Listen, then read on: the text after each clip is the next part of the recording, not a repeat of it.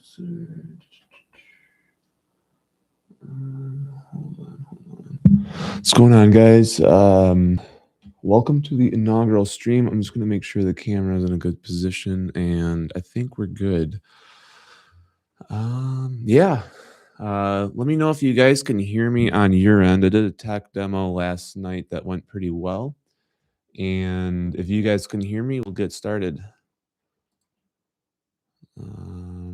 See, there's about 8 of you in here now.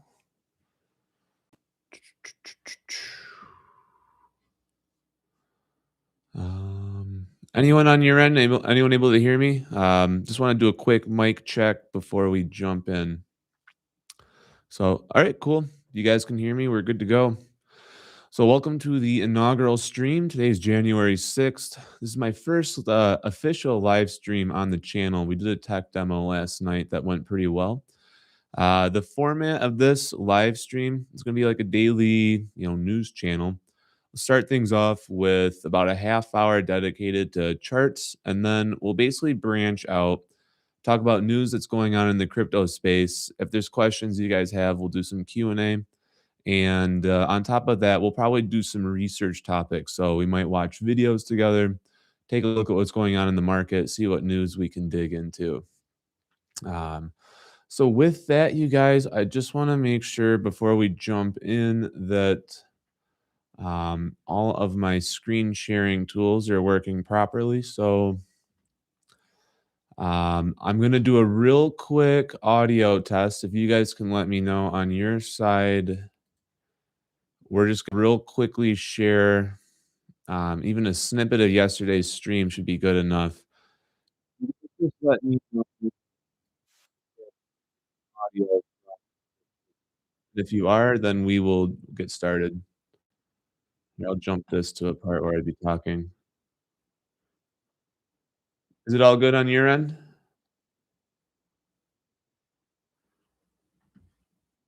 No sound?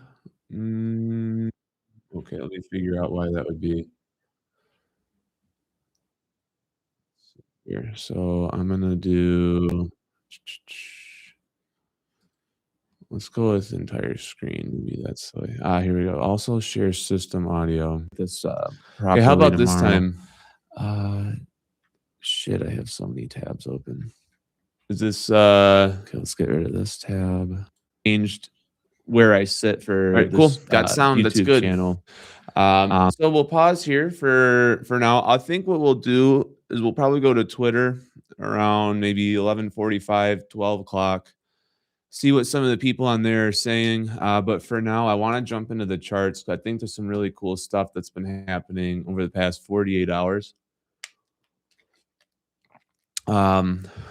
Kicking things right off, the fear and greed index is up to 50. So, this tells me right off the bat that we're pretty much out of the mud. We were in a valley for quite a while, probably spanning from October to December.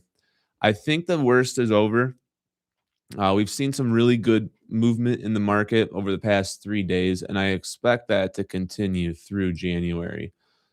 And the fear and greed index seems to agree with that. So, when we were at our bottom, it bottomed out at 11, and now we're back up to 50. So, very good indicators. Happy to see that. Market cap is jumping back up in the crypto space. So, we are sitting at around 3.2 trillion in market cap. It was at its all-time high last year around 4.2 trillion. I'm expecting by 2030, I think we're going to see probably closer to 20 to 30 trillion in overall market cap.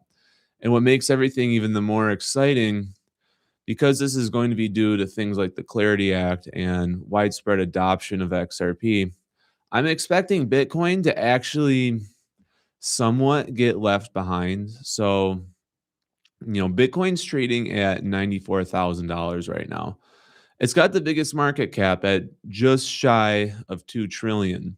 I think a lot of that's going to change after the Clarity Act passes, because whether we like it or not, as awesome as Bitcoin was for, pioneering crypto in general, the major problem with Bitcoin is the proof of work model is too expensive to maintain indefinitely.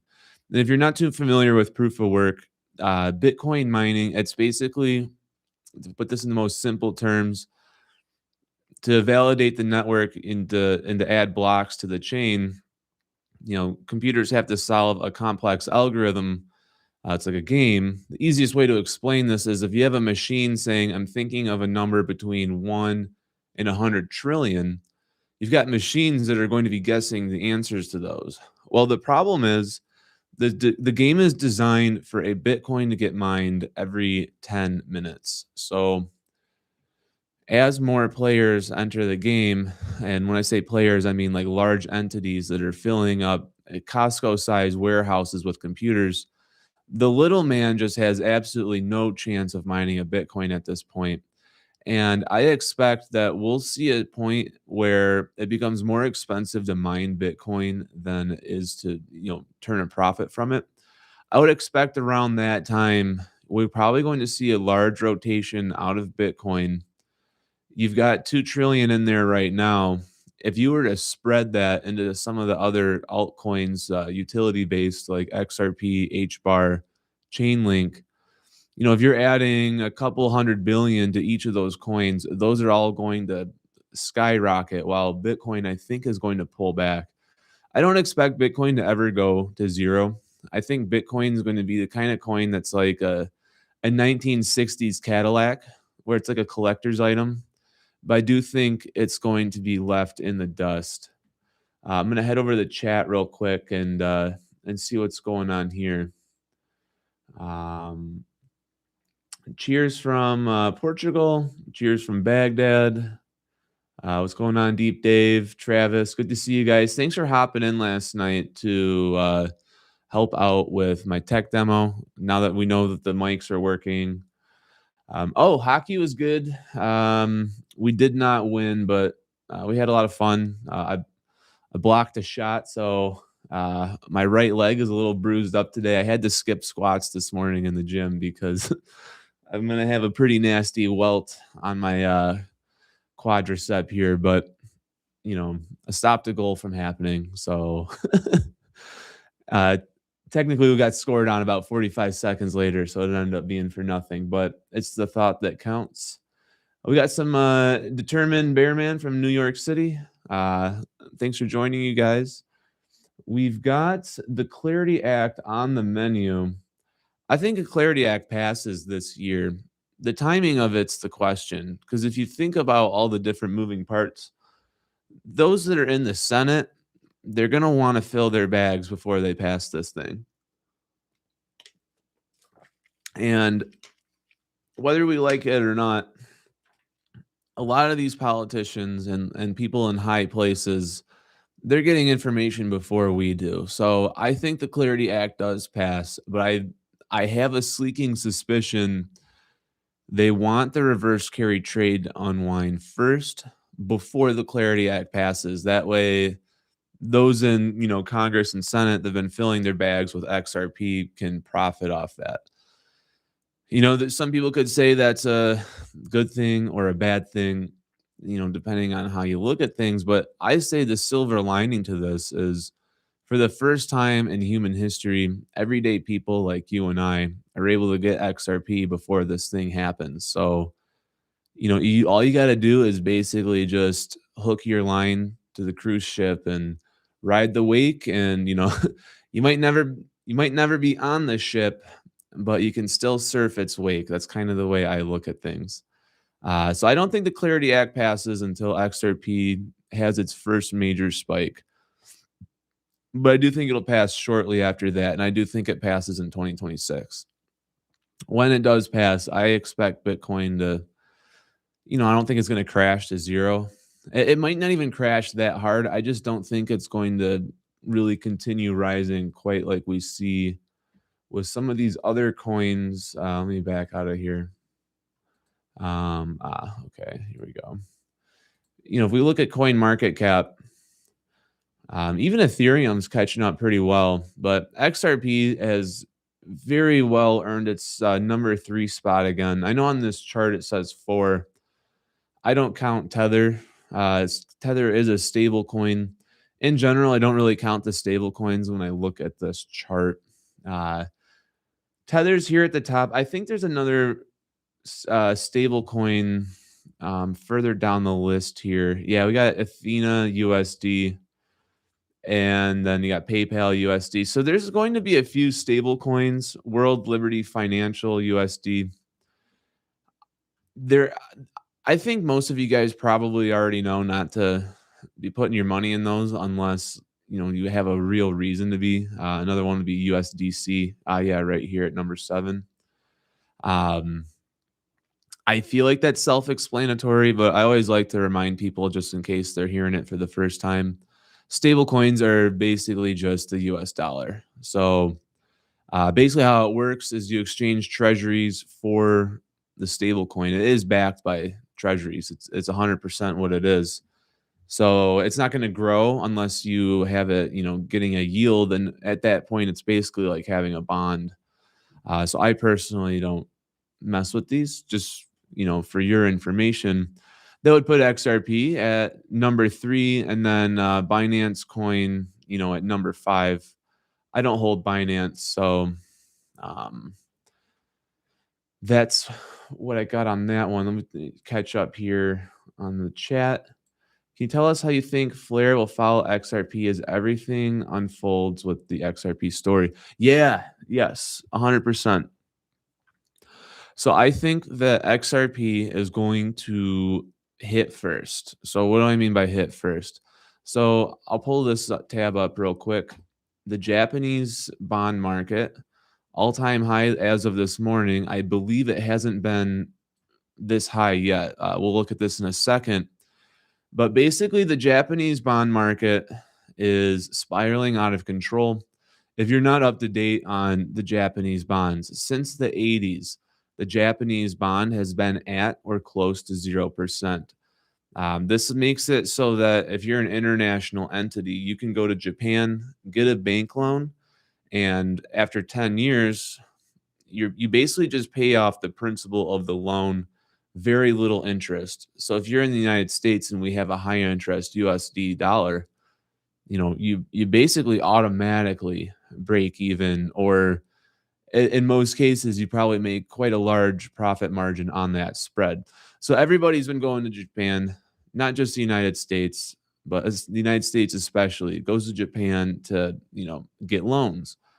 Well, once these yields get high enough, 2% might not sound like much, but when it's been at 0% since the 80s, and it had one spike in 2007, if you remember, that was when we originally had the stock market crash. Well, this becomes a really big problem because when you owe Japan a whole bunch of money and now there's an interest rate attached to it, it's going to put pressure on tech companies, banks, government to start paying these loans back either on time or doing advance payments. Because if you're looking at it like, okay, it went from 0 to 2% in 1.5 years. What's that look like in 10 years? Some of them might want to pay that bond back early. So, what I expect to happen, and this is basically what Jake Claver says, is that the Japanese yen, in order to save itself from hyperinflation, will do what's called a reverse carry trade. So you're going to go from a high interest rate currency down to a low interest rate currency, or in some cases, no interest rate at all, like XRP. And when this happens, it's basically going to be a dollar infusion into XRP that would raise its market cap by a very substantial amount, all in one day or all in one transaction. How much is needed for the reverse carry trade? No one actually knows for certain. It could be as low as $50 billion, could be 500 billion. If it's 1 trillion, you could expect XRP's price to go up probably $20 in a single day. So I do think that's on the table. I'm checking this basically every day. I check the Japanese bonds. It's like, to me, it's like brushing my teeth. Because really what I'm looking to see is if this thing hits 2.5% or even possibly 3%, I don't think there's any turning back. I think that at that point, it has to happen in order to not only save the Japanese economy, but save the United States as well. Because when tech companies need loans, they go to Japan to get them. And for that reason alone, I'm very cautious to be buying any tech stocks right now because I do think there's going to be a quite a nasty liquidation. When the reverse carry trade does happen, that money has to come from somewhere. It's going to come from the people that were taking loans. When I say people, I mean entities. It's going to come from the entities taking loans from Japan. So that's something to really keep an eye on, you know, over the next couple of months. Once XRP gets its first leg of adoption, I think the Clarity Act will probably get passed very soon after that, which is when I personally will start pivoting, my dollar cost averaging from XRP to some of the other utility coins. Flare is definitely 100% included in that. I'm expecting Flare to really, really rise in the ranks. Right now, I believe it's at 67. Oh, it moved up to 66, which is good. I think it passed Quant. I remember the other day, Quant was just slightly ahead of Flare. Anyways, Flare is, if you guys have been watching me, Flare is probably my second favorite token at this point. Pretty massive move here. Just since New Year's Eve, went from 1 penny to almost 1.0. Or let me rewind this. It went from a penny to a penny and a third. I'm still trying to figure out how do you talk about fractions of a penny. It's so awkward, but um, if any of you guys know how to articulate a fraction of a penny in a way that sounds correct, I'm happy to hear it because I have a hard time saying it's because it's not 13, it's 0.13. 3/10 of a penny. There we go. Yeah, we'll go with that. So it's at 3/10. It's at a penny and 3/10. Man, this is a problem only crypto could have. If you have a stock, it's like 30, $40. It's so easy to articulate. Um, Long story short, Flare being as low as it is right now in price, it's one of the better deals that you can get in the crypto space. And I'm really expecting Flare to accelerate its growth post Clarity Act. So that would probably stick it, I don't know, in the top 20 for sure, I think. And then, I'm super bullish on it. I think it could break into the top 10 and start to supplant coins like Cardano. I don't think it'll beat Chainlink. I think Chainlink is probably going to be in the top 3 slot. If I had a crystal ball and I could see the future, I would think that XRP will eventually be the number 1 coin in market cap. And then H bar will be number 2. Number 3 would probably be Chainlink. And then it's kind of a toss up between Flare and Stellar Lumens, I think, for that number 4 and number 5 slot. I think Bitcoin is going to have a monumental fall. And I feel bad for Bitcoin maxis because, really they were the original pioneers in this space. I mean, starting all the way back in 2010. And then to see the Clarity Act pass, I feel like a lot of them are going to miss the passing of the torch moment. Because I feel like in some cases, like they can't let go of it. We'll see how it all plays out, though. Let me catch up on the chat here. 12 or 13 thousandths of a penny. Yeah, I guess that works too. Curious about the WLFI comment as well. Let's see. Is that a coin? Let's take a look at it. WLFI. Oh, World Liberty Financial. Okay. From what I understand, this is Trump's coin, or there's something about Trump that's affiliated with this, right? Okay, the Trump family WLFI. Um, I don't know. I I'm not entirely yeah, I probably did mention it was a meme coin. I definitely think Trump coin is, if these are 2 different coins, I definitely think this one is. I don't know what, relation this has to WLFI, but if you just look at,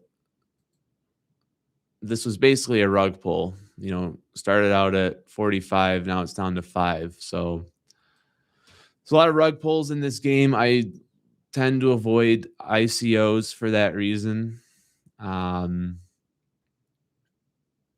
I guess I could be open-minded to World Liberty Financial, but I'd have to look more into it if I'm being completely honest with you guys. If you want, we can head to well, we can take a look at some of these headlines and see what we can find from here. Um, World Liberty's USD1 stablecoin gets 120. Yeah, let's take a look at this. See what we can find out. Um, let's see. Do I gotta? Yeah. So we got the Trump Family Back Project posted a government's proposal Wednesday suggesting Treasury allocation to grow USD1 supply amid an increasingly competitive stablecoin.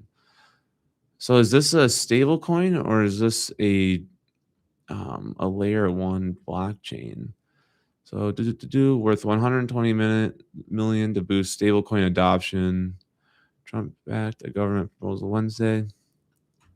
Well, I guess I can say one thing. Um, Trump's not going to get into crypto to lose. So that is a wild card that can't be discounted because it's under Trump. It's probably guaranteed to at least have some level of success, at least while he's still in office. So we'll have to see what happens post 2028. Um, so I'll keep digging into this one. I'll probably dig into it more offline so I can kind of take my time and digest what it is I'm reading.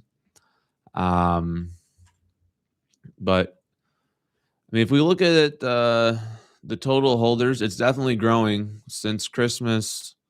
It looks like an additional 2,000 buyers have gotten into it. Let's see what the 1-year chart looks like. Well, this is real interesting stuff. Something happened here. Wait a minute. October 9th. So October 10th was when the major crypto sell-off crash happened. Pretty interesting timing to look to see that on the 9th, there were 95,000 holders.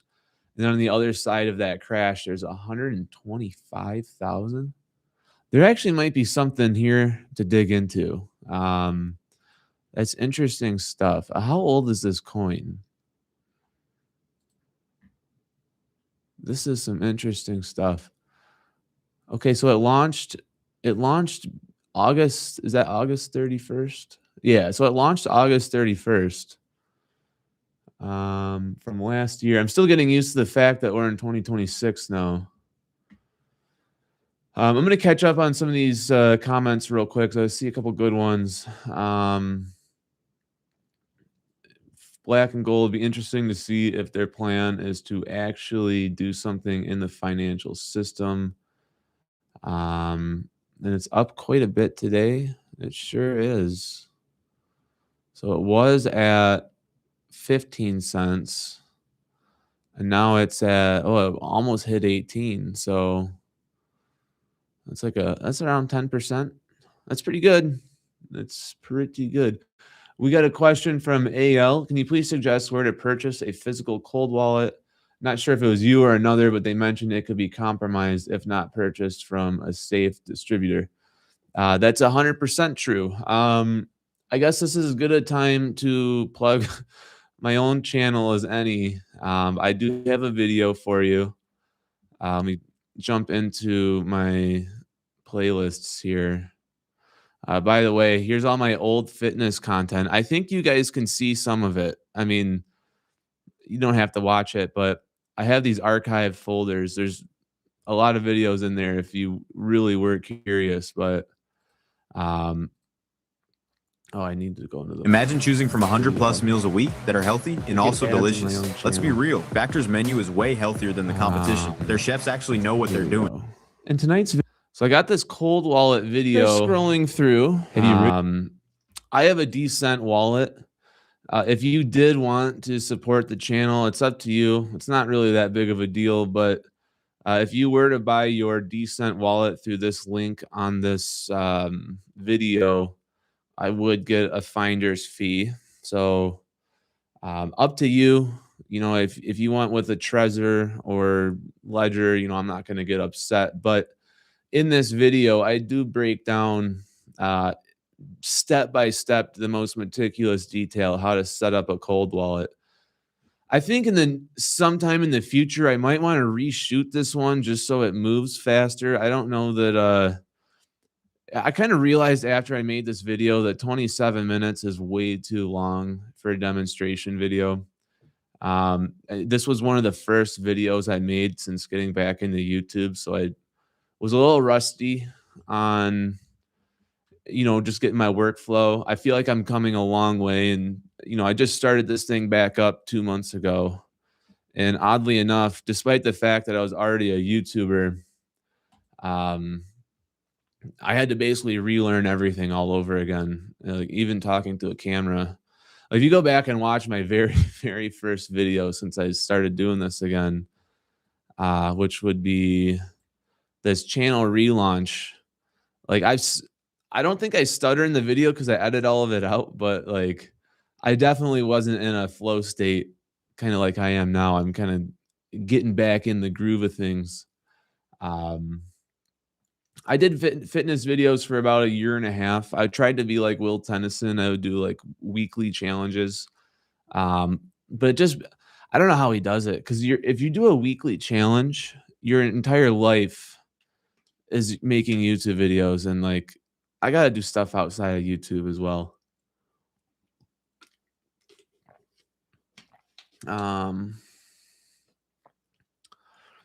Jake Cleaver was saying something about flare yielding be illegal in the US. That's the first time I'm hearing about that. If you've got a video link to that, or if you know what video it was from, we could take a look at that together and see what he's saying all at the same time. There's something I want to talk about real quick. I don't know if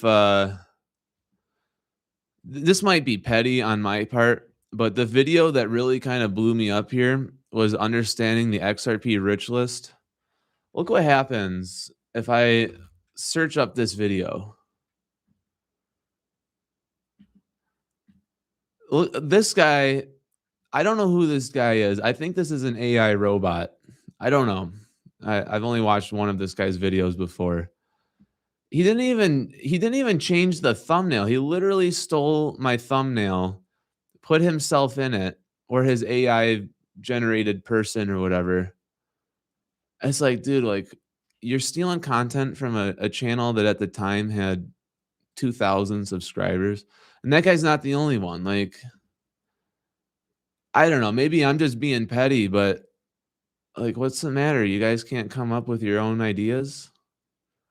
I mean, quite literally, look at, like, what is this, AI Brad Garlinghouse? I don't even want to click on the videos to support him, but it's just, I don't know. Maybe I'm just being petty, but that kind of rubbed me the wrong way when I saw it.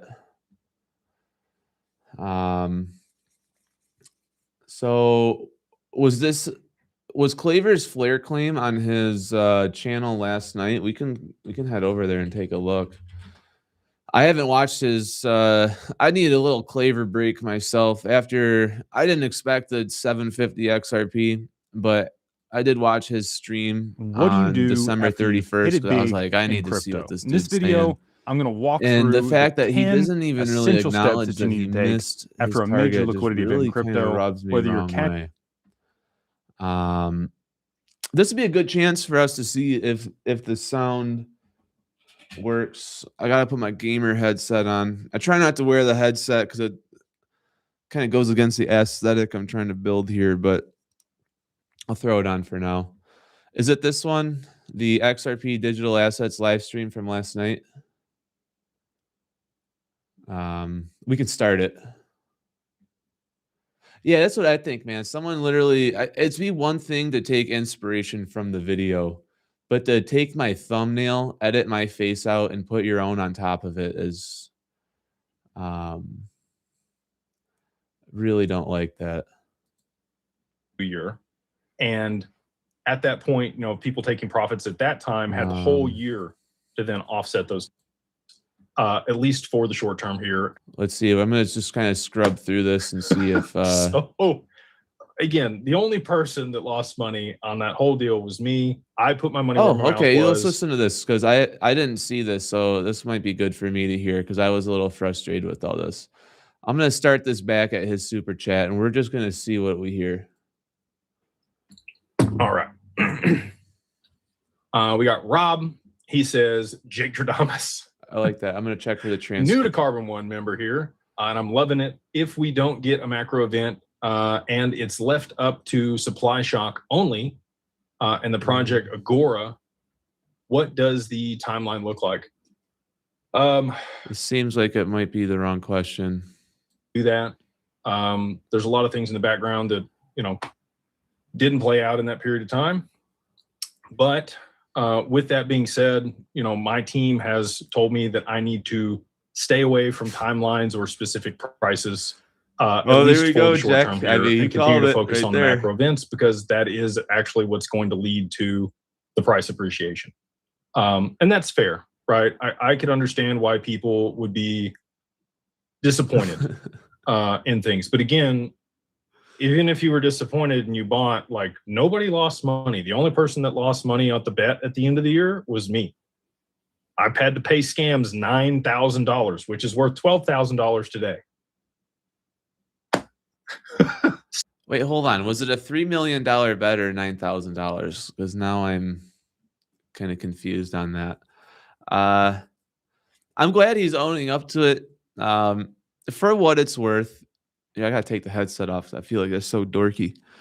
For what it's worth, if Jay Claver got people to buy XRP, at the end of the day, that's a good thing. I just didn't like the way that he was going on and saying 99.9999 certain, and then like you're really gonna tell us that the 0.0001 is the thing that actually played out? Because there's people out there that, I'm trying to be aware of it myself, making this content. There's going to be people out there that make very drastic life decisions based on the things they're seeing here on YouTube and Twitter and other content platforms. And I don't want to be the reason that somebody, it takes a second mortgage to go dump, 50 grand into XRP just to find that it's going to take a little bit longer. And now you've got this loan you've got to pay back, or if you buy on leverage and you just get cleaned out altogether, like we saw on October 10th. So there was someone in this live chat. I remember this distinctly. In his live chat, someone said, hey, Jake, there were two different events. One guy said he was going to fast until the price appreciation.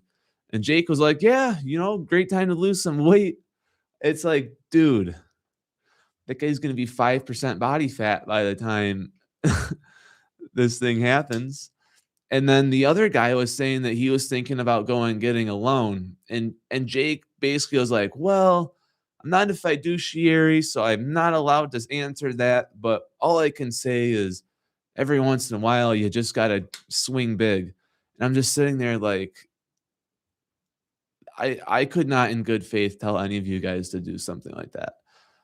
Even if I was doing something like that myself, I would probably keep that side of things private, because I have to kind of take some responsibility if I'm making content myself to realize that something I say could lure somebody into making a really bad choice. Because if this thing doesn't play out, or if it doesn't play out on the timeline we think it will, if your mortgage is due, if rent is due, and you don't have the cash to pay it anymore, then you're in a big situation. So I'm doing the best I can to kind of avoid crossing that road myself. Maybe I'm naive because I just started making content. Who knows? But at least, at least for now, I think I'm being a stand-up guy, and I'm gonna try to ride that as long as I possibly can. Let's see if there's some more snippets out of this that we can benefit from. Maybe what I'll do is watch this again tonight and just kind of comb over some of the parts that I want to cover off in tomorrow's video, and then we're not So again, the only sliding around person looking that for it. lost Oh, money someone on said that transcript. Let's give that a rip. That was a good idea. I like you guys. You guys are smart. Am I going to be able to search this? Oh, wow. Okay. Real Vera, but over the long term. Now, is there more than one flare? All right, cool. There's two. So we're going to jump to both of them. We got 32 minutes and then 41. So I'm going to just. I left my notepad in the living room, so that's on me. All right, here we go. represented on the XRPL or Flare, and that is how people actually transact with Bitcoin in a peer-to-peer manner, the way that it was initially intended by Satoshi, right? When they didn't upgrade or increase the block size in 2014 and it forked into Bitcoin Cash, a lot of Satoshi's original vision was kind of foregone, and now it's been relegated let's roll this digital back gold about another minute because of JY here, Carbon One member, love the community. Can you touch on Canton and how a lot of individuals are saying CC will compete with XRP? And what is your take on Bitcoin XRP being the bridge to transact on Bitcoin? I agree wholeheartedly on the second fact. I think that is actually, I've gone back and forth on Bitcoin going to zero a lot. I don't think it does.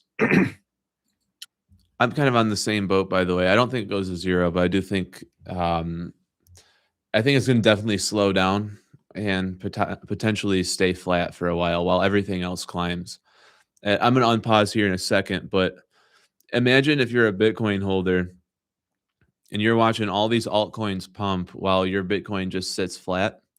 I think we're going to see a lot of rotations because there's going to be some Bitcoin maxis that ride it all the way to the grave, but there will also be some people that say, Bitcoin's not moving, XRP's moving. I'm rolling my Bitcoin into XRP. I kind of touched on that earlier in the stream, but I do think that's going to happen. I think it ends up on the XRP ledger, and that's how Bitcoin survives. And I do think it'll be around, and I think there is still a significant possibility that it goes to $1 million. I do think that we're in for a big pullback before that were to take place. I think that it's a bit overinflated with the real value that it currently has. But over the long term, I do think that it ends up wrapped on the XRPL or represented on the XRPL we'll be here or Flare basically every day. And that is how people actually transact with Bitcoin in a peer-to-peer manner, the way that it was initially intended by Satoshi, right? When they didn't upgrade or increase the block size in 2014 and it forked into Bitcoin Cash, a lot of Satoshi's original vision was kind of foregone, and now it's been relegated to digital gold because of the supply. And you also have a quantum computer that can hack SHA-256 encryption that Bitcoin is that I think will happen in the near future. Now, if they upgrade the network and they do the right things, that may not happen. I do think that the energy component of Bitcoin is huge. I think the energy component is what's going to kill Bitcoin. I was really thinking about this last night. So we're all kind of watching the geopolitics play out. If maybe you're aware, maybe you guys aren't aware, but United States and China kind of have like a financial arms race at the moment. China is buying up gold and silver like it's going out of style. Trump's going all in on crypto. So one way or another, the whole world is moving away from dollars. I have this theory, and I don't have any facts to back this up, but I think that China is going to deliberately drive up the cost of Bitcoin mining in order to essentially kill the coin, because China is expecting the United States to, bank on the Bitcoin, right? So if you want to defeat your enemy, you kind of just destroy that currency. How do you do that? Well, if Bitcoin mining gets a new block every 10 minutes, if let's say you mine a Bitcoin in 9 minutes or 8 minutes, the next Bitcoin block is designed to take it's designed to take 10 minutes. So they're going to make the equation more difficult. So China could artificially inflate the amount of processors needed to mine Bitcoin, like literally setting up these giant Costco sized digital farms that are basically running transactions all day long. Now, if you follow the Bitcoin halving cycle, if you can only get a block every 10 minutes, that means that the trajectory of when the Bitcoins are going to get mined doesn't change. But by having these giant warehouses, they're able to just completely spike the energy component required to mine the Bitcoin. I think that's what's going to kill the coin, in my personal opinion. In conjunction with the other points that he made, quantum computing can hack into the keys. Being the original crypto, it's got the most out of date security protocols. Oh yeah, yeah. Zerp has a good point there. I think most of you guys here probably have already hit the like button, but just in case you haven't, make sure to smash that. And in the off chance that you're not already a subscriber, I'd have to imagine there's about 40 of you in here right now. If you're not subscribed, um, subscribe, because that's going to be the number one way to find my live streams. On top of that, I'm thinking about starting up a membership section for you guys. I haven't launched that yet. I still need to think about how to do that. But that'd be a way for you guys to get in closer contact with each other. And at the same time, as this channel grows, I'm only at around 6,500 subs. It's probably going to eventually get to a place where it's hard for me to answer every single comment. So if I do launch a membership area, that'd be a good way for you guys to still stay in touch with me, in case this channel blows up. I hope it does. I mean, you always hope for success, right? But kind of a humble guy. I'm just having a good time doing this. But just thinking realistically about it, 6 months from now, I could be streaming. There might be 500 people on here. So I'm going to kind of play around this week, see about how to spin up a membership section and make sure that, there'd probably have to be some monetized effect to that. So I'd have to look into the best way to do it. But just so you guys are aware, that's kind of on my mind. And then, Dean, I know you're watching. Dean and I, hold on, let me grab his thing real quick.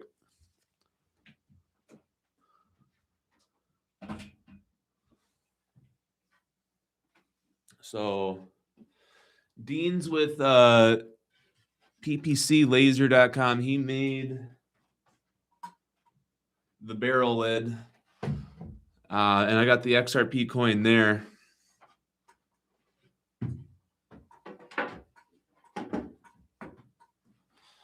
Still got to go to Home Depot and get the mounting brackets and all of that. So that's going to take me probably a day or two. But we're talking about getting some cool merch that could be exclusive for this channel. One of the things I want to do is never monetize information. So I don't want to hide anything behind a PDF or a paywall. Merch is a good way to, monetize the channel, and you guys know what you're getting up front. A coin's a coin, a sign's a sign.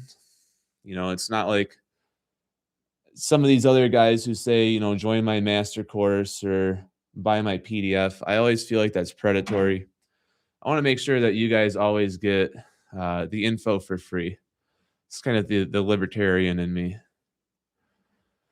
Ben says, Jake Claver thinks gold will be cut in half. I don't know if I'd say in half, but, you know, before we continue the video, let's go look at gold's price. I definitely don't think that it's gonna stay this high.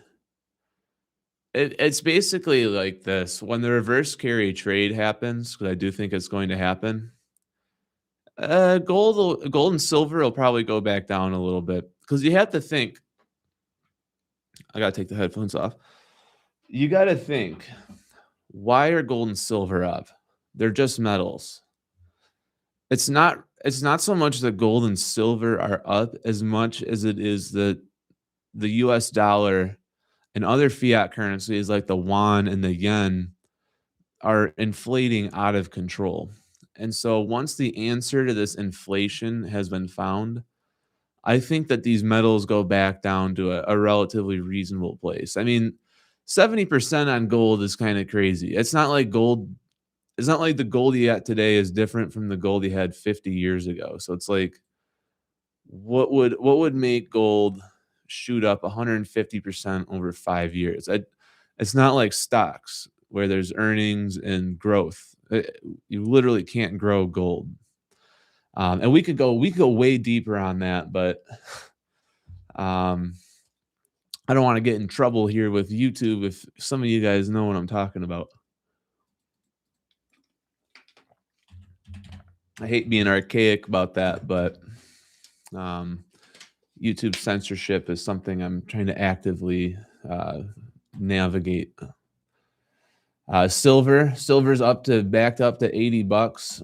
I think silver has a bigger use case than gold does because, oddly enough, last night at hockey, my buddy was telling me about how silver is going to be part of, I think, either Honda or Toyota's batteries for electric cars.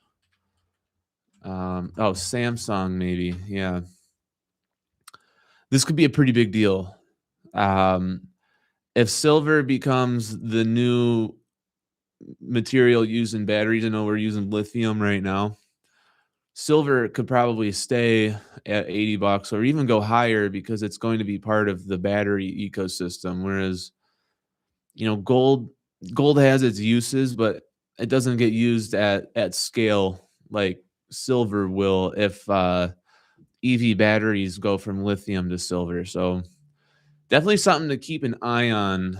I want to go back to Claver's video and see if we can jump to his flare comment. Sorry that took so long to get to it. I believe it was at the 41 mark. Let's just start it at here and see if this is capacity, whether that's through staking or the yield products that we're going to be coming out with, or the returns in the hedge fund that we've been able to return for people. The final number this year on the funds for the income fund was about 4.5%. Actually, it's 4.25% on the year. So that's since April. So we do have another quarter here, again, targeting somewhere between 6 and 15%. With the market action that we have, we're already up this month. So super excited about that. If you want to learn more about that, you can go to Digital Wealth Partners and talk to them. Those are quarterly payouts, but they do have some spots left open on that opportunity if you want to learn more. And then there's also the growth fund. The growth fund's about flat, just full transparency, over 9 months because of the market action that we've had. Is it just me or did he not actually say the word flare? Hold on. Look at Midas. If you look at Flare, we've talked to all of them. They have geofenced the U.S. If you are a U.S. citizen, you are not supposed to be participating in those products. They know that they are illegal securities offerings here in the U.S. And they're doing everything that they can to mitigate U.S. participants in those things. So if you are participating using a VPN, just know that. Don't get them in trouble, please. Like I like all those guys. I want them to continue to be able to grow and scale things, and I don't want the SEC to come after them because enough people were silly, and even though they tried to stop them from participating, they weren't able to. I'm hearing that for the first time. Um, I'm not using a VPN when I stake my flare, so I'll be honest, I don't really know what he's talking about there. Not saying he's wrong. Um,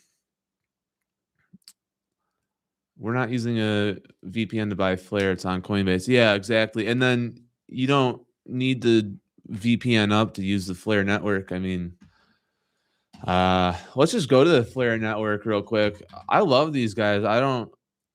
I think these guys have probably the most intuitive platform that you can have. I'm not going to connect my cold wallet right now because I'm streaming.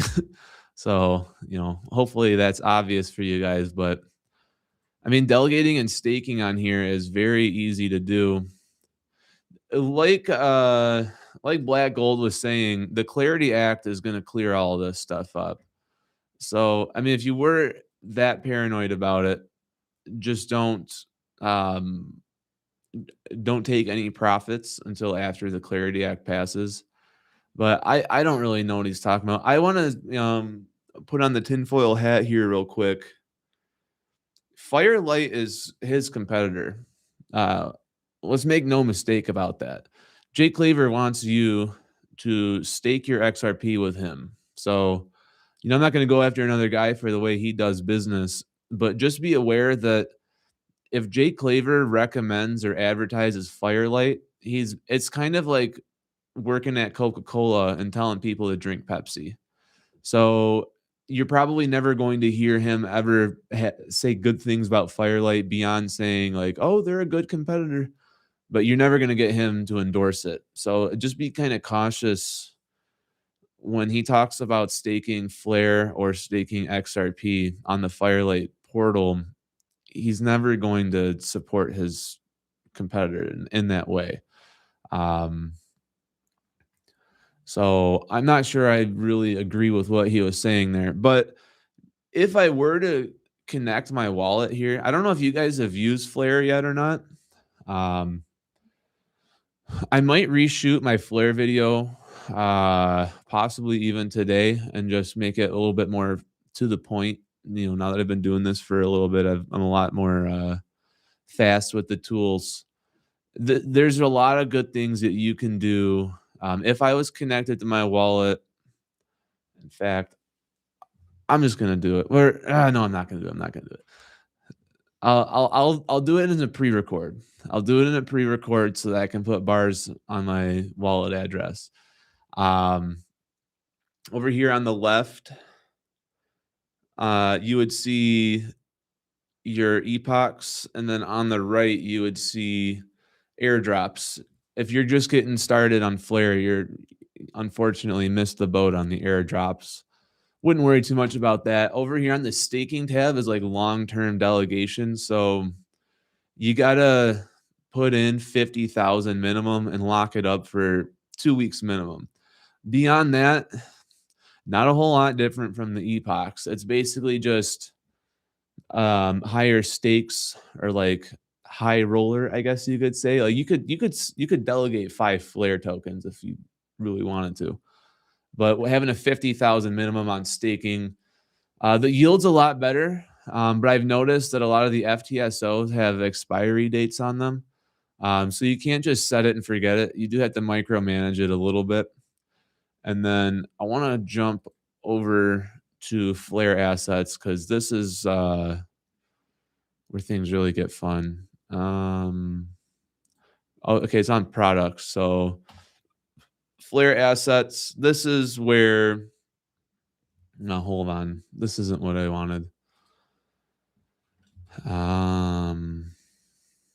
Yeah, here we go. So minting FXRP is really cool. Oh shit. Okay, my my hot wallet is still connected. I'm gonna put this on tab number 2. I don't know if it matters that you guys saw that because there are like periods and stuff, but let me just sign out of here. And then if I decide to post this as a standalone video, I'll just cut that part out. Here we go. So I'll just pretend that didn't happen. So here's the Flare Assets main page. A lot of cool stuff that you can do here. All happens on the Mint screen. Sure enough, if I unsync, I can't see it anymore. Well, basically to explain it, there's two things you can do. You can put your Flare up as collateral, and you can actually mint FXRP.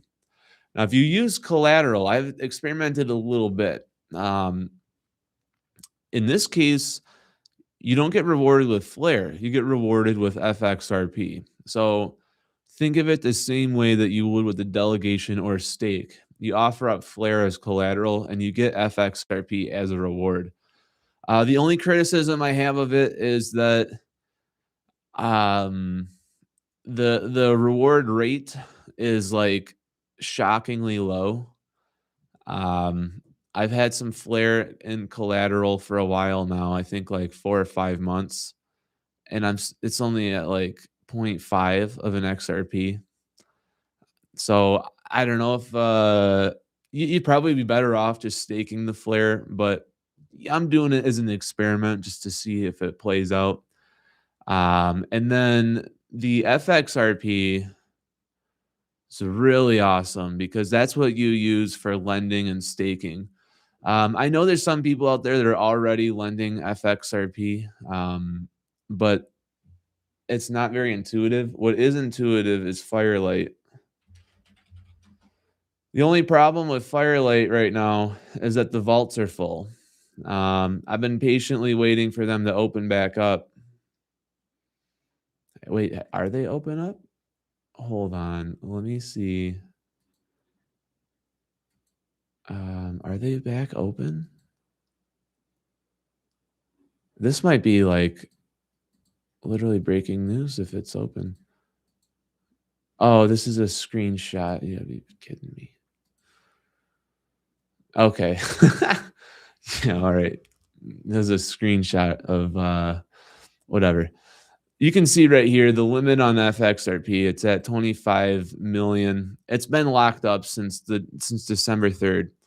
Every once in a while, if you check this thing all the time, there's little blips of outflows. So if you just go in here every couple of hours, I mean, if you're really dedicated, you just got to find one person who pulled out, and then you can shovel some XRP in. But the outflows are, you know, they're not huge, so you kind of have to get lucky. Like somebody pulled out 130,000 XRP, looks like yesterday.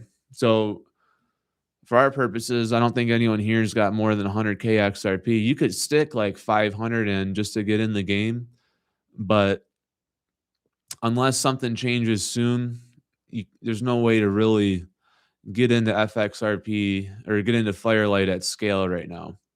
I'm looking at this. For me, if you guys been looking for, or if you've been watching for a while, you guys know that staking is the end game.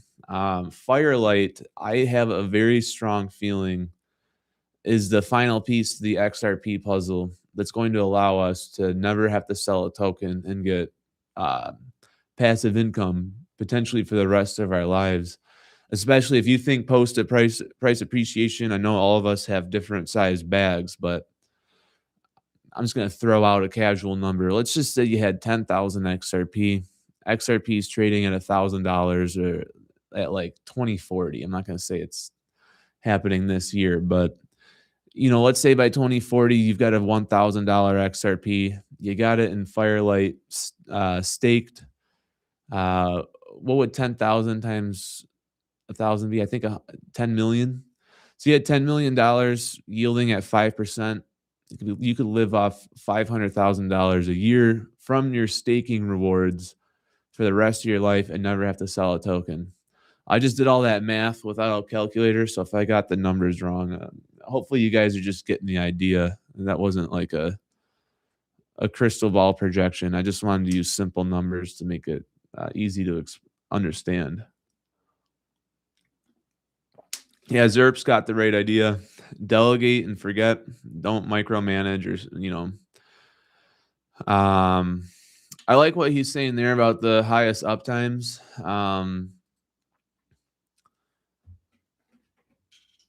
I don't know. I don't know if the FTSO list tells you how long they've been up. Maybe they do. Well, here's like your FTSO providers. There's like 75 of them or something like that. Oh, it's up to 100 now. Oh, some of them have been deactivated, it looks like. Um, I don't see anywhere on here that says how long they're up. If you go to stake, you'll notice some of them have expiry dates on them. So it won't let you stake with a provider that expires soon. So just something to be aware of. You might have to do some trial and error. I don't know if there's a platform that shows when their expiry dates are, but in general, there's about 100 of them. I mean, like Zerp was saying, you don't necessarily want to go with the highest rewards. You want to kind of pick something around the middle because they change. The more people that pick, like let's say after this stream, everybody went with Price Kraken. Everybody in the world, right? The rewards would go down because as more people get into one FTSO, the reward rate goes down.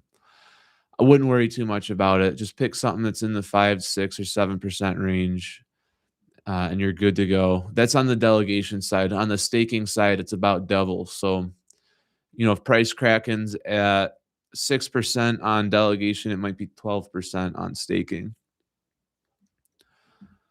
Let me catch up on the chat real quick. Would you put your whole bag in Flare long term, or do you split it up and possibly put some in institutional custody? So right now, my Flare personally is split between all of its different things that it can do. I want to see which one comes out with the best results. So I'm currently delegating. That gives me the epochs and the airdrops. I'm staking, but that doesn't matter after this month. And then I'm also doing collateral for that one so far I think has been my least favorite. It does give you XRP tokens, but at the rate it would take to get one XRP out of it, I'd be much better off just going to Coinbase and buying a token right now. That might change over time if XRP gets delisted. Something to think about. I've also got a Gemini credit card. If you guys don't mind, I'm going to go grab it real quick.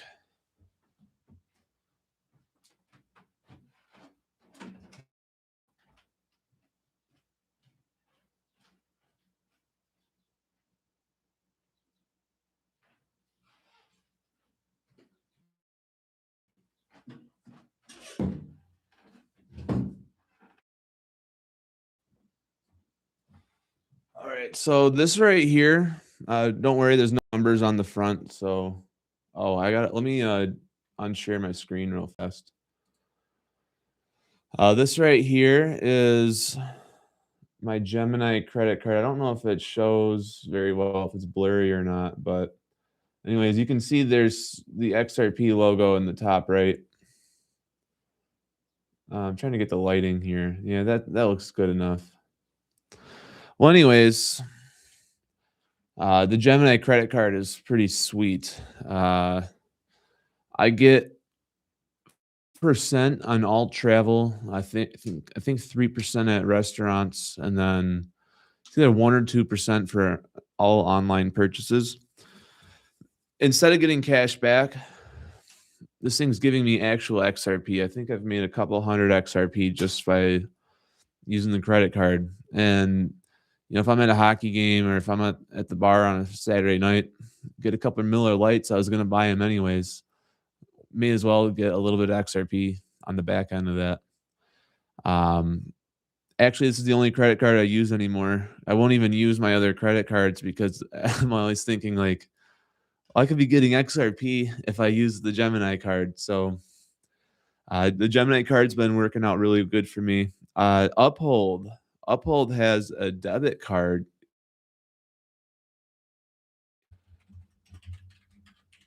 Oh, I'm not sharing my screen. Sorry about that. Let me get that thing back up. This almost feels like using Microsoft Teams. It's like my first stream, so I'm like getting used to the interface. But it's almost like doing a Microsoft Teams call. Anyways, I don't have. I've had the Gemini card since it launched, so I think that was either September or October. I don't remember the specifics on it, but um, I've had it for as long as it's been out. Because I have the Gemini, I don't have the Uphold card, but there's some pretty interesting things about this card. Um, I think it actually might have better rewards than XRP, or not XRP, than Gemini. Let's just see. Okay, I'm already on this thing. Yeah, okay. Here's why. 8% XRP back with direct deposit. So I don't have this, so I'd have to look into how it works. But I'm imagining if you can set it up that somehow your paychecks go into your Uphold card, I think you're gonna get 8% on your paychecks. Again, I gotta look into if that's actually if I'm saying that correct. Maybe I'll get this just to see what happens with it. Um, but I mean, this is really cool. I'll probably keep using my Gemini card since I already have it, but it's sweet to see that there's options here. Yeah, funding your card with stable coins. This is so here's what I have been predicting for a while, and it's almost like unfolding right in front of our very eyes. I think a time is coming in 2026 when you can truly go to Kroger or Walmart or Winn-Dixie's or whatever your state's grocery store is. So I got an eye crusty here. And you can buy your groceries with stable coins. Now, whether or not um, you might not be aware you're even doing it. It might just happen on the back end. So if you go to the store, ring up all your items, I think it plays out one of two ways. Either you've got a stable coin option on the checkout screen, or it just accepts stable coins the same way it accepts a debit card. I don't exactly know how it's going to look, but if Uphold's anything to go on, you might just swipe the debit card and it pulls your stable coins. If that's true, I apologize about these eye crusties. If that's true, if it really does play out that way, then all the people that have been saying for years that you can't buy anything with crypto will truly be eating their words because you'll be buying stuff with stable coins. The stable coins are going to settle on the XRPL. Maybe you're not directly using XRP for that, but if it makes the network stronger, it's going to have auxiliary benefits.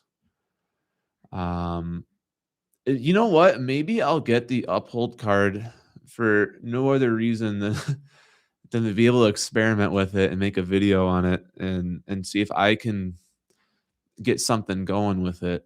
Um, I'll look into doing this offline. That way, I kind of play around with it and take my time.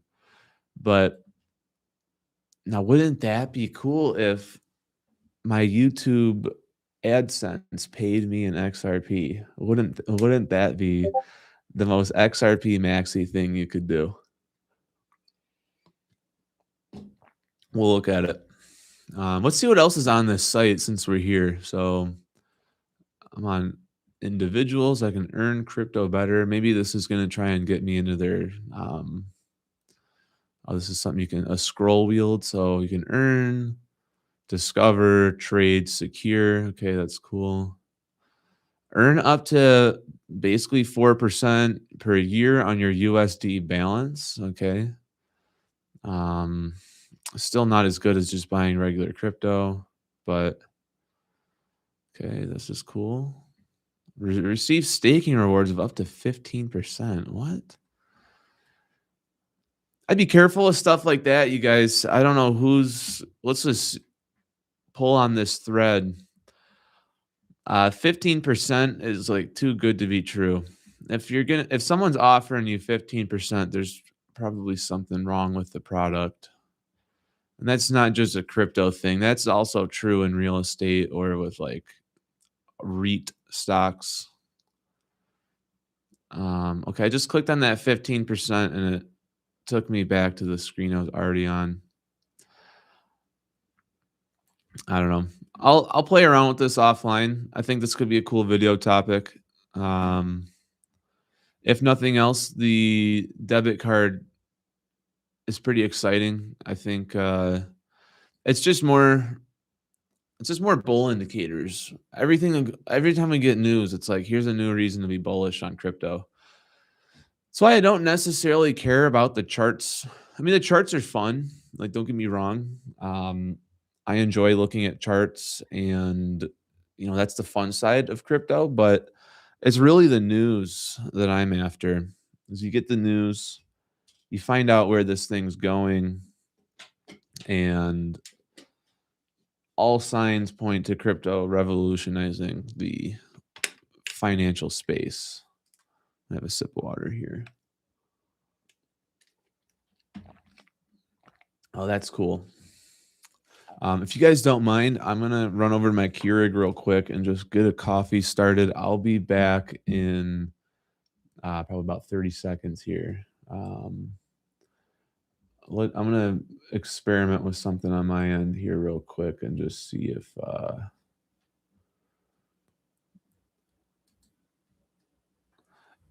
I just hit this button. I don't know if can you guys see it? Because I'm gonna go grab a coffee anyways. I just hit this button, insert ad. If you guys got an ad just now, let me know. It's my first stream. I have no idea how some of this stuff works. So be kind of a good experiment. I'll be back in like 30 seconds.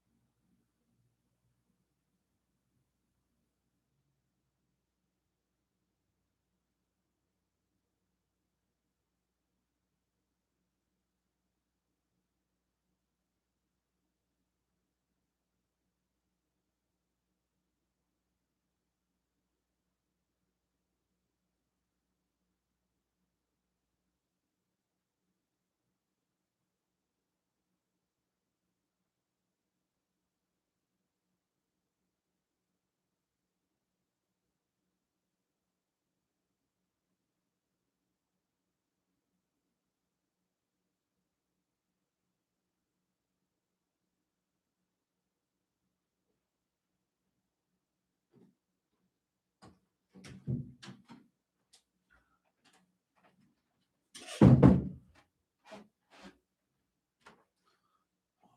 back. Hopefully I didn't lose too many of you. All right, let's see what we got. I'm gonna catch up on some of the chat. Oat milk with coffee. I drink my coffee black. I wonder how SHX is going to do in the future. I've seen that one. I've seen that one. What is it?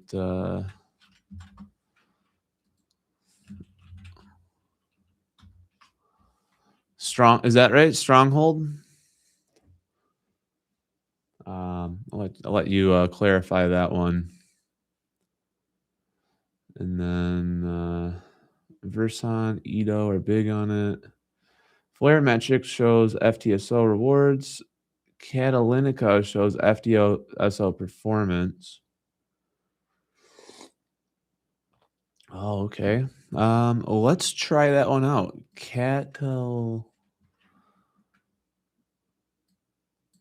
All right. Let me know if I'm hitting the right thing here. Yeah, by the way, guys, entertainment channel only, not a financial advisor here. Here we go. See, you guys help me out. You guys send me stuff that I wouldn't sometimes otherwise know about. So it's like a positive feedback loop. Why don't we just go ahead and add this to my favorites? That way we can come back to it later. All right. So how do you... So ZERP, if I wanted to... Do I hit explore platform? Is that kind of... okay, here we go. FTSO performance. Oh, this will be good because I want to see how... I use Luga nodes. Where's that one at? Okay, here we go. Luga nodes. Wait, what? How does it have 0%?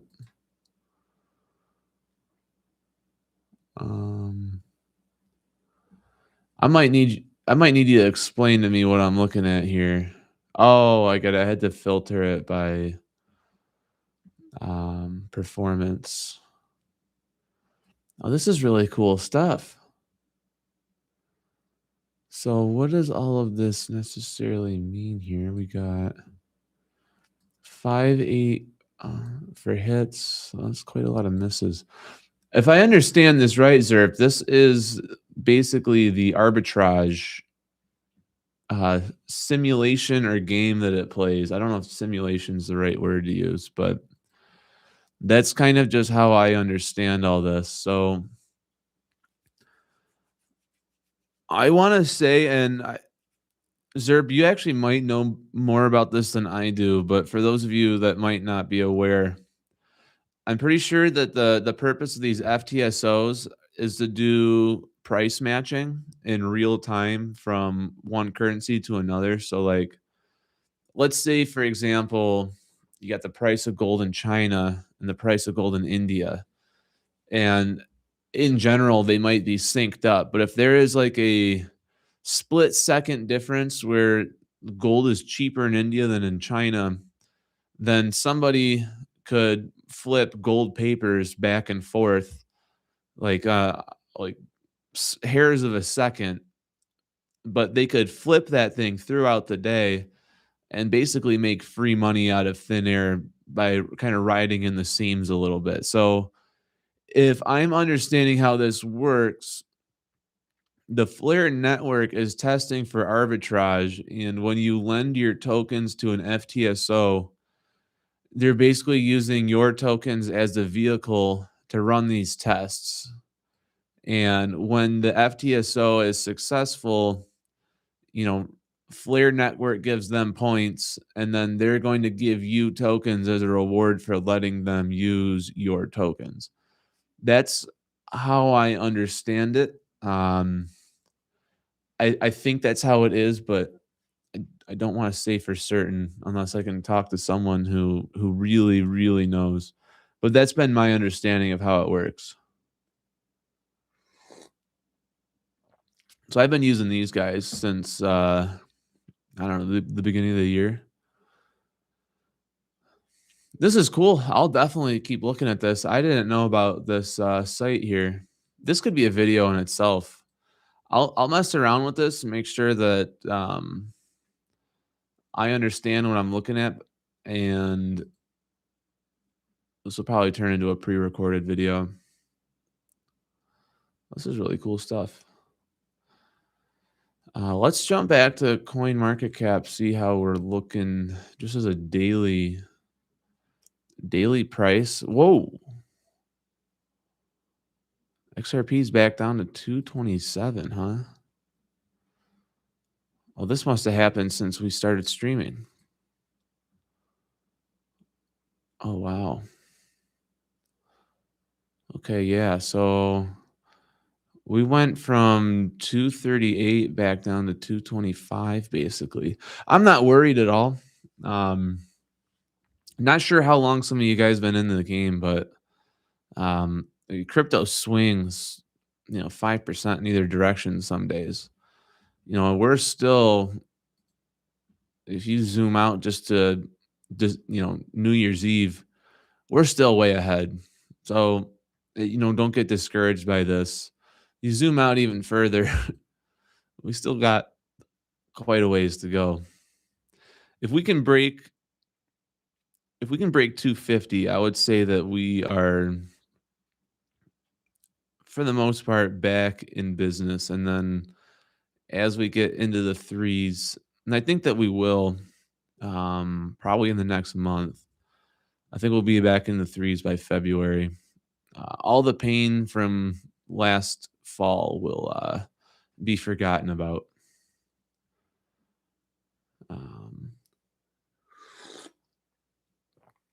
Yeah, I'm not sure how long. Some of you guys been in the game longer than others. So, I mean, if you were around at this time, I mean, from July 5th till July 17th, it felt like, you're going on the Lamborghini website and you're customizing your, everybody thought this was going to be the one that really did it. And it just sort of came right back down, not even, 2 weeks later. That's just the name of the game. The more you zoom out, you'll kind of realize XRP moves in what I like to call tabletops. These graphs don't even really look good anymore because of just how crazy its price has spiked. But you kind of see here, I change it to log, or yeah, hold on. Is this log? Yeah, this is on the log graph. It'll ride flat for a while, spike up, ride flat, spike, but the crash is almost never below the original spike. So let me see if I can just make this look better. You guys can see what I'm talking about here. We'll go back to 2021. So if you were holding from 2022 to 2024, it kind of rode this 30 to 50 cent range, and then just boom, over a span of 3 weeks goes up to 260, kind of falls down a little bit, then goes back up to 330. For like half the year, it was really riding this $2.40 range. So even though it fell from 330, it never went back down to here. And so once we see that next movement, expecting this to basically kind of follow a similar pattern, we might see $5 or $6 in the near future. It maybe settles back down to like 450. That's if we just follow the normal crypto trends. Now, if the reverse carry trade unwinds, then that's going to be a big game changer. If it does that, all bets are off. It'll be an unprecedented event. That's the word I was looking for. I see some movement in the chat, so I'm going to jump over here. All right, Zerp says, first I look for FCSOs with 100% uptime or near 100%. Second of those FTSOs, I look for voting power between 2 and 3%. And then lastly, I pick the top 2 highest rewards and split delegation. Okay. I'm sort of doing that because I've got 2 different wallets that are in different FTSO providers, and I don't reuse the one for staking and the one for delegating. So I'm kind of doing that myself. It's a good strategy for sure. what do you guys want to see at this point? We got about a half hour left of the stream. Um, we could check out videos. We could run over to Twitter and see what's going on in the Twitter space. One thing I was looking at when I was at the gym this morning, let me see if I can get back to it. I want to say it was H-Bar. Hedera had some announcements.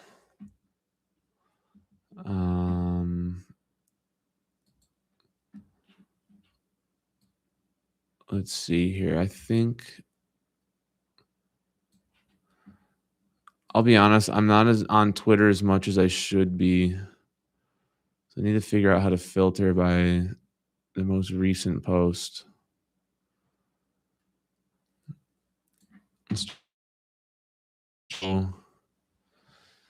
Hit numbers, 356% for stable market. Had almost 300,000 active users. Smart contracts up 60. Well, this is good. Transaction cost is a thousandth of a penny. This is the kind of stuff that I kind of look for. When you have this little of transaction costs, it just sort of lets you know that, this is the way forward. Bitcoin's transaction costs can sometimes be $4 a transaction. You could send H-bar 10,000 times before you even hit one Bitcoin. I saw something at the gym. I wish I should have saved it. It was a really good one. I'll do better on that next time. Let's see what these guys got to say. Oh, looks like someone's in a hockey jersey. That might be a good indicator. He knows what he's talking about. Oh, bodybuilding routine. I'll get to that after this video. Let's see what these guys have to say. How this isn't just putting finance onto the ledger. Can you guys hear this them is pretty well? It's a little quiet finance on my itself. side. And that's what we're going to see. The infrastructure. How will Hedera technology shape our future world?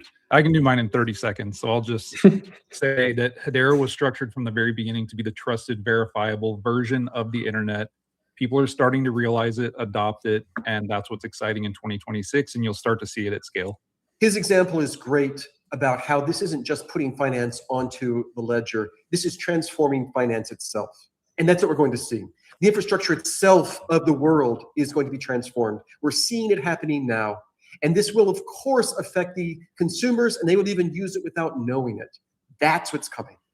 I think that we have to mention, it's not been mentioned so far, agent-to-agent payments. Agent-to-agent payments, when it's at scale, it's going to dwarf everything else that exists today. And it requires the infrastructure. It requires the ability to be doing micropayments. It requires what we have in Hedera, and Hedera is going to be a part of enabling that for the future. I'm gonna say I'm excited about the tech, but I'm gonna unzoom this because this guy's face is blocked and I feel bad. Yeah, this is H-bar top 3 for a reason. The Hashgraph technology it's different from oh shoot, did I really just lose my spot? Fires that. Everything else is on blockchain, and then Hedera's got the Hashgraph, and it's kind of like going from Windows to Linux. Like if crypto or if blockchain is Windows, H-bar is Linux. I think they're a wild card. I'm really excited to see where they take things. I think they're going to be really big in the AI space and also military, like radar, air traffic control, things like that. So I keep looking for that kind of news. Definition of tech. The T stands for tokenization race. That's what we're going to see next year. Everybody's going to race to tokenization. The E stands for ecosystem. And I think that our ecosystem is really strong, really solid, has a long history, which is not the case for many others. And it's going to continue to grow, including the liquidity provision.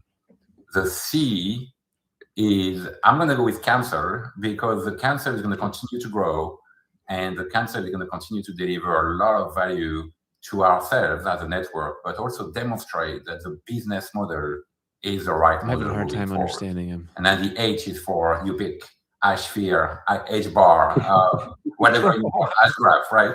But that's where I'm excited about the tech. Yeah, in my view, I do see the future in the convergence of all the other emerging technologies, where Hedera is the underlying. Real quick, I'll look into Nexo. I haven't used them. This is my first time hearing about it, so I will take a look at that. Now, you just brought up an interesting point. Does wrapping cause a taxable event? I don't have the answer for that. So that's something I'll have to look into. Nexo sketches me out after Celsius collapse. Any lending, borrowing, staking that requires me to forfeit self-custody is a no-go. That's why Flare is OP. I tend to agree with that. Well, that's interesting. What did you pay taxes for wrapping? Like XRPs in particular, or like Flare, or was it other tokens? Because that's not something I've heard of, but and maybe I just haven't done enough research on that. Is wrapping a taxable event? Okay, in the U.S., the prevailing conservative view amongst tax professionals is that wrapping cryptocurrency is a taxable event.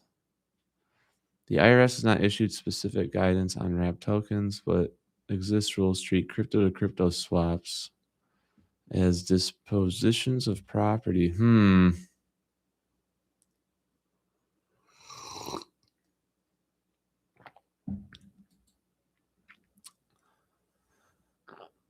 Well, that's news to me. I had no idea.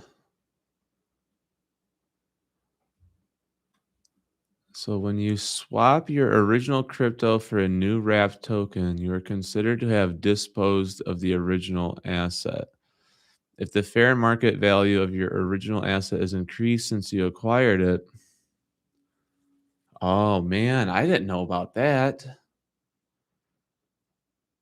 Now, do you guys think when the Clarity Act passes that this goes away? Because I kind of think that's what will happen, right?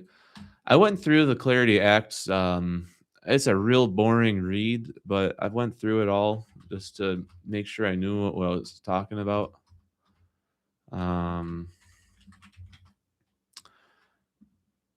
So I think this is it.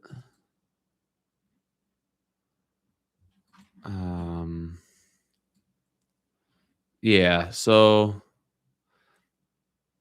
if you guys wanted to read the Clarity Act yourselves, you just go to congress.gov and just Digital Asset Market Clarity Act of 2025. There's parts in here that essentially say that when cryptocurrencies are commoditized, they are no longer seen as securities, so you don't have a taxable event when you exchange them, especially if you're able to prove that it's being used in some sort of production or service. So just to kind of make that an example, like if you have oil being a commodity, if you're selling oil to be used in an engine, that's not a capital gains. I mean, you have to pay income still, but you don't have to pay capital gains. I think that's probably what the Clarity Act will do for wrapping. But that's interesting. I actually had no idea that wrapping Flare could be a taxable event. Interesting. So I hate to ask this, but how does the IRS even find out that you've wrapped? Do you get like because for example, if I'm a 1099 contractor, anyone who pays me is sending me a 1099 form. And if I'm on Coinbase or if I'm on Vanguard or Schwab, I get a tax form from them as well. I don't know how Flare is going to get a tax form for a wallet sync. That's something that I'll have to look into because that's actually something I'm hearing this for the first time. Wrapping XRP in Flare is not taxable in the United States. However, wrapping XRP with Solana is taxable. I found out the hard way last tax year.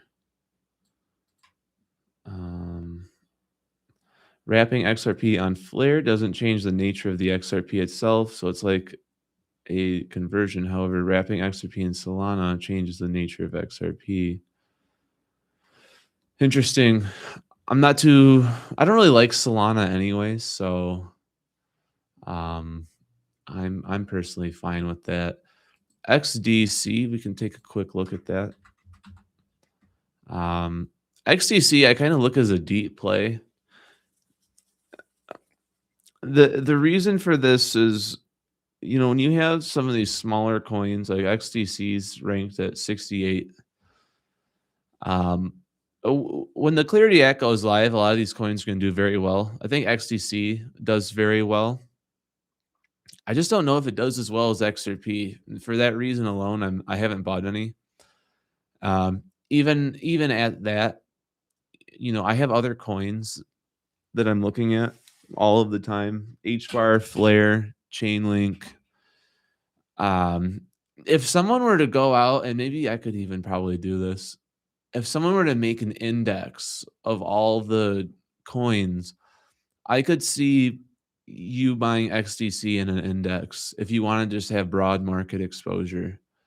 But I don't know that I would necessarily want to split off what I'm already allocating towards Flare and HBAR to buy XDC right now. And that's kind of just the way I feel about it. One thing you can do on Coinbase that's really cool, you can set up weekly recurring buys at very specific dollar amounts. So unlike, Vanguard, where you have to buy an ETF with the exact dollars, you can buy, any coin you want at any ratio you want. So like, let's say you had a budget of $100 a week. You could put like $22 into XRP, 18 into HBAR, 14 into Flare, so on and so forth, until you've hit your $100, and you could, in theory, make your own like Coinbase 10 or Coinbase 30, and just have a recurring buys on like 30 different coins that you like, and you pick your own ratios. You could make your own mutual fund. I think that could be kind of a cool video as well. Before I became an XRP maxi, that's actually what I was doing. In 2024, I was dollar cost averaging into XRP, HBAR, Flare, Solana, Ethereum, Bitcoin, and then I'm almost ashamed to admit it, but I was buying Pudgy Penguins as well. Not a whole lot. But I had a buddy who really wanted me to get on Pudgy Penguins, and I'm like, all right, I'll get a little bit. That was a mistake. Won't be doing that again. That was a 2024 to 2025 thing. As you can see, it's another meme coin. What's interesting about Pudgy Penguins against all the other meme coins is they seem to be the first meme coin that wants to have real world merchandise. So you can get these Pudgy Penguin stuffed animals in some ways, making this like the digital Mickey Mouse. I think there's still something there. I don't know if I'm buying Pudgy Penguins ever again. I shut it off. But it's an interesting idea. I'm not saying I don't believe in it anymore, but I just I don't think I want to get burned on that again, but it is an interesting idea. Looking through, we got some movement in the chat, so I'm gonna get catched up real quick. Referring back to the wrap tokens, The IRS has no idea, but if you do anything with crypto, you should absolutely consult with a CPA and comply to the best of your ability. That's good advice. It's traced from the back-end exchange you cashed out from. A paper trail. The new 2026 tax laws require every wallet reported. So that's interesting. So if I'm hearing this right, if I put my Flare on a cold wallet and then they want to see that cold wallet and my Flare balance is like 5 because I've got it all wrapped. Am I understanding that correctly? The IRS is surprisingly reasonable if you try to pay taxes in good faith. If you don't report, though, and they find out, expect audits and fines. We got running gas, runaway, I guess that would probably be. Have you ever been locked out of Coinbase for seemingly no reason? Yeah, sometimes my direct deposit stops working. I've had to resync it like 4 or 5 separate times. I think it's just an interfacing error. I don't think there's anything malicious going on their end. There's a few cute groups of people you don't mess with: cartels, mafia, Clintons, and the IRS. I could add a few to that list, but that would get me in a lot of trouble. I've had issues where I can't get back into my Coinbase account and there's no customer service to help me out. Bro, XRPL has memes, not financial advice, but I'll look into Seal. Okay, well, let's look at it.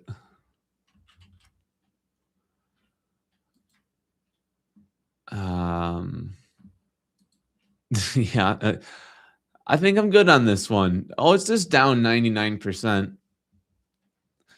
Well, hey, I mean, if you're ever gonna buy it, why not at the bottom? But that was a joke. Not financial advice. But I probably would never buy that one. The IRS wants you to report your crypto gains, but when it comes to 1.4 unaccounted from the Pentagon, nothing happens. Big true. Is it possible for me to like that?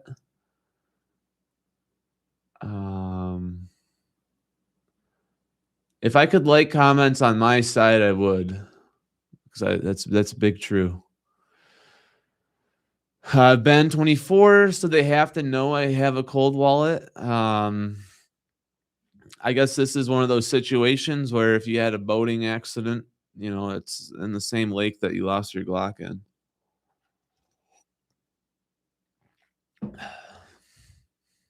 That was definitely not financial advice. Seal is riding on Jake Claver's predictions. I'll tell you guys what, I'll watch his stream tonight. I'll have a pen and paper with me. If he says things that I want to cover tomorrow, then we'll be able to just jump straight to those timestamps. I don't think he's a bad guy, but I also don't know if I can trust him. There's just too many things that are strange. Like, for example, there's like 50 different Jake Clavers on Twitter. He has videos saying there's only one of him that's real, but then he's got like a Beyond Broke. He's got a Mastermind. Then there's just Jake Claver QFOP.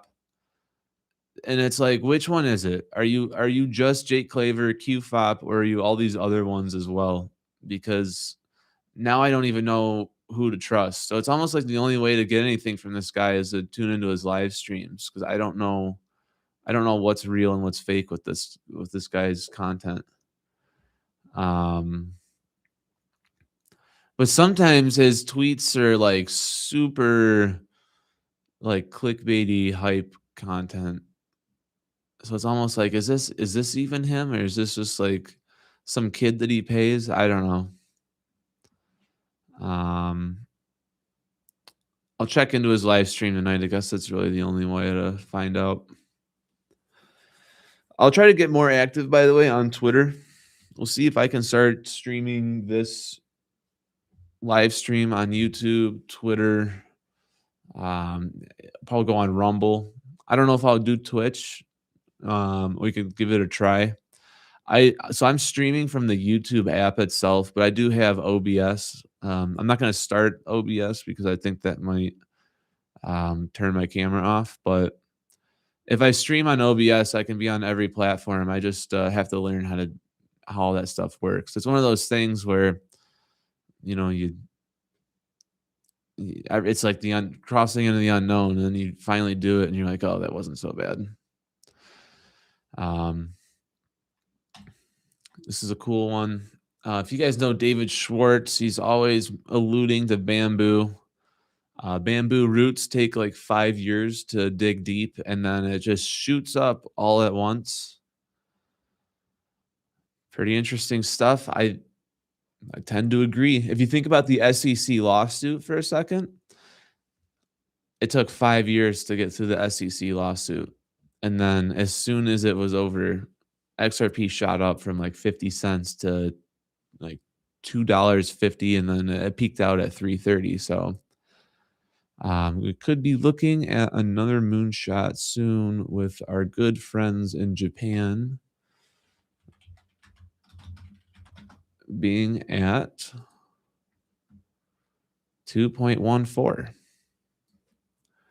I want to see if this might be the all-time high.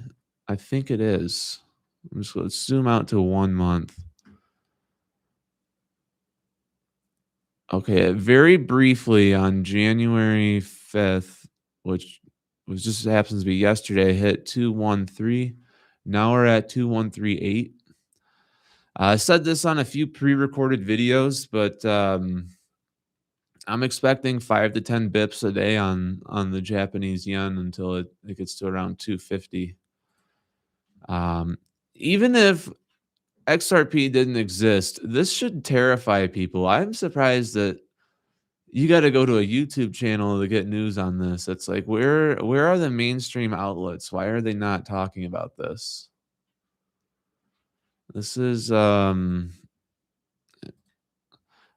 we go all the way out to the 10-year, I mean, prior to 2020, the yen stayed at around 0, sometimes even going negative. I'm not even sure how that would work, but from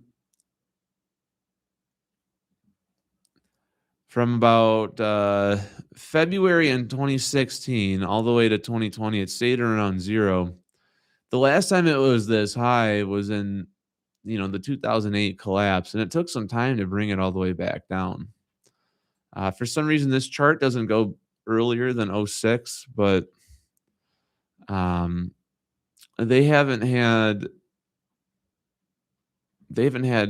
rates this high like this since like the 80s is when this thing started, I believe. It's kind of interesting it doesn't go back further.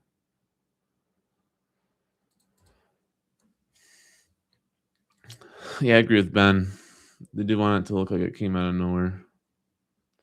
Let me see what we got going on in the chat. Jake the pump fake. It's better to not push hopium. I agree. He streams Monday to Wednesday. I don't know if I could say that one out loud, so I definitely read it. If you buy crypto on a KYCD exchange and send it to an off-exchange wallet, they know that's your wallet. The question with the IRS is whether or not the juice is worth the squeeze. Are you trading hundreds of dollars, thousands, millions? The higher that number gets, the more they care. I'd say that probably makes sense. Now, what if you were to trade from wallet to wallet? So you pull all your XRP off of the exchanges to one wallet, then use that wallet to send to a different wallet. They might not know that that one's your wallet. That's interesting stuff. The tax stuff, probably better to just pony up and pay the IRS. We got XRP moons tonight. Yeah, I would certainly hope so. This is one of those things that you just keep checking it every day.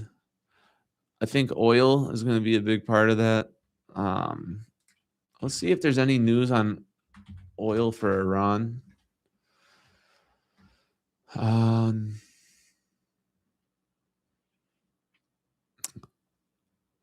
How much will turmoil in oil-rich Venezuela impact trade with far-flung partners? Russia, Iran, China, Cuba could face economic and energy impacts if U.S. Yeah, so this is stuff we already know. Basically, what I want to see is Iran going to take action? Because if Iran takes action, if they close the Strait of Hormuz, then that's going to. Oh, here we go. U.S. tracking oil tanker off U.K. coast. Oh, that's in U.K.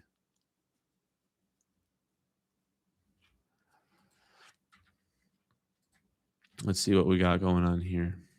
U.S. is tracking an oil tanker linked to Venezuela, Russia, and Iran off the coast of Britain. Washington builds up military assets in U.K. The Marinara oil tanker, which the Coast Guard is now in mid-Atlantic. It's an empty tanker. That's interesting. Okay. All right. This is cool stuff.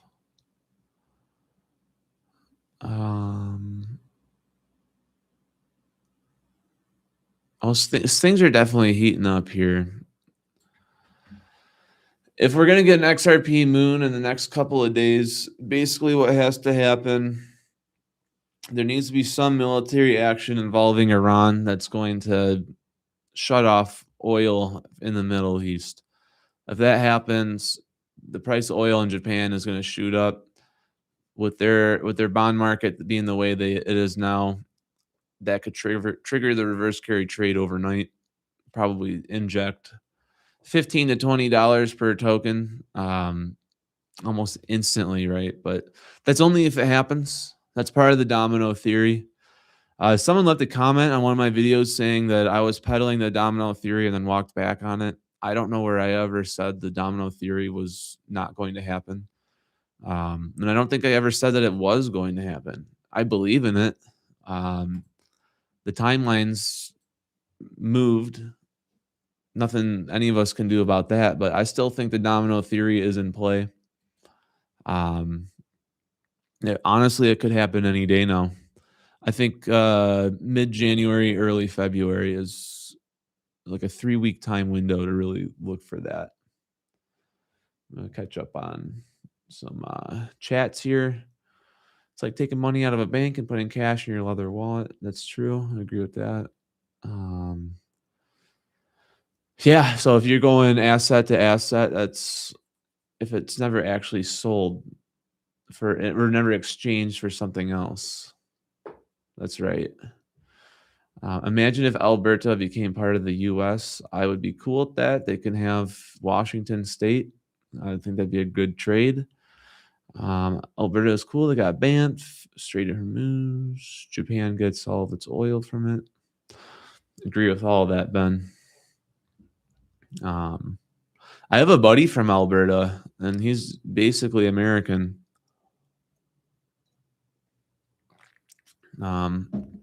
We always bust his balls over it. Now would be a good time to trade Bitcoin for XRP. That's going to fall under the not financial advice territory for sure. If nothing else, we can see just from the charts alone, Bitcoin moves maybe 1 or 2%. XRP moves 5 to 10. And so if you were trying to get a quicker return on your value just off the charts alone, XRP is going to be faster. That aside, I think all signs point to Bitcoin kind of having a fall off. What are you going to do if XRP appreciates? I would like to start a quail farm. Probably train for an Ironman. It's on my bucket list for sure, but Ironman training takes like 15 to 20 hours a week. You got to be running, biking, swimming. I don't know that that's something I can do while working. So I think that's kind of why Ironmans are kind of like a old man's game. But I would definitely like to at least do a half Ironman, see how that goes, and then I don't know, maybe do a full. For now, I got the Detroit Marathon. I've officially signed up for it. So one way or another, I will 100% be running a marathon this year. We'll see about that Ironman. On top of that, I might just travel a lot and just enjoy being a crypto bro. you know, um, I think you guys, if you weren't in last night's stream, maybe you've figured it out from this stream, but I've stepped away from corporate America to see if I can, make it as a streamer. My contract, I was doing SAP contract work. My contract expired at the end of November, which in a weird roundabout way is kind of similar to getting laid off. I mean, the job ends, so you're not fired, but the job doesn't continue. And it was like, well, if there was ever a time, this is it. I'm officially unemployed again. So, and at the end of November, I hopped back into the YouTube game, and we're gonna basically try to run this full time for a while, and I'm gonna at least give it like 6 months. If XRP moons, then I'm good either way. But if this channel picks up, then that also buys time, right? So kind of got two coals in the fire right now. We've got. I'll sign up for that same Ironman and beat you, then reveal myself as Zero Twerp.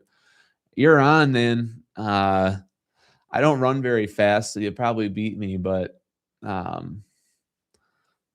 if you can go the distance, I could use the competition. Working on my goal for this year is a sub 4 for the marathon. If I hit that, I'm happy. And then kind of go from there. We got about 3 minutes left until 1 p.m. Probably gonna make some lunch. I think after lunch I'll shoot the Flare video with my dummy wallet. Let you guys get a little bit of a deeper look at delegation, staking, the collateral pools, and we'll talk about FXRP a little bit. It's basically going to be a rerun of the video I already shot, but with better pacing since I've been doing this for about 2 months now. Should be able to make that a shorter video and just in general have better flow. So I'll work on that after lunch. Probably have that out tomorrow morning. Beyond that, this was pretty sweet. I think I'd like to. What's for lunch? I'm not sure yet. I'll probably make some sort of something with a lot of protein in it. That would be a good start. This was a lot of fun. I'm definitely gonna keep up with this. I like the streaming format a lot. So looking to do this Monday through Friday. And then I'll still do my pre-record videos. But this is just an extra way for me to get more content out there to try to really grow this thing. As always, I think most of you guys are already subscribed, but in the off chance that some of you guys here are new, make sure to subscribe. You'll know when I go live. That way, you'll get the notifications. And talk to Dean if you guys want any merch. We're gonna be working on something. We'll probably have something for February, maybe not January, but we'll probably have something. ppclaser.com, just as a way to support the channel and then also get some cool loot for yourself. We'll probably have more news on that in a couple weeks. Yeah, I need to eventually get on that. The bots are already terrible. I might need to find a high school kid at the gym who will just literally come in and clean the bots out of my videos. And then the live stream is probably gonna get out of control someday. But tackling these things one day at a time. We got 40 seconds left, so I can do. Oh, here we go. How do you know what is a bot and what's not? There's going to, okay, you know what? Yeah, this is a great way to end it. I'm going to show you exactly how I know. I'm going to show you exactly. How do I get to my community tab here?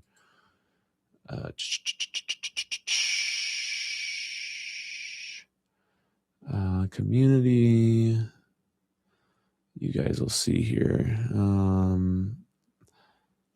I usually do this on the cell phone. Shoot. Where is it? Where is it? Settings, maybe.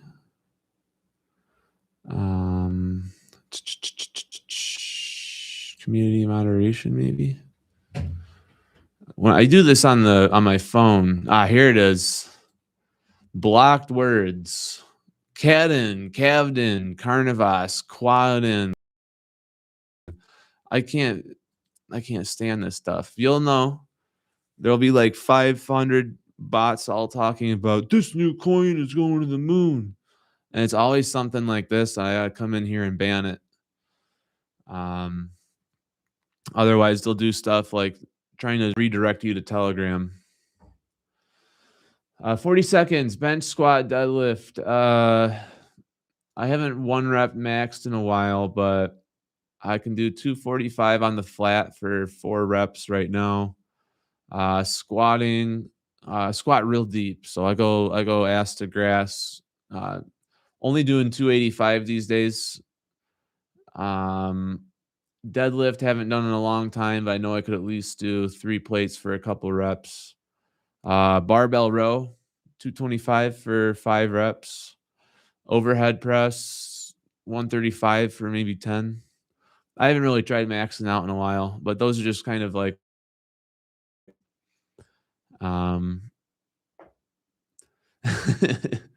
yeah, I used to bodybuild. I used to be a lot stronger, and I just sort of stopped caring. All right, guys. I'm gonna make some lunch here and then shoot a pre-record video and be back here right at 11 a.m. Eastern time. Take care.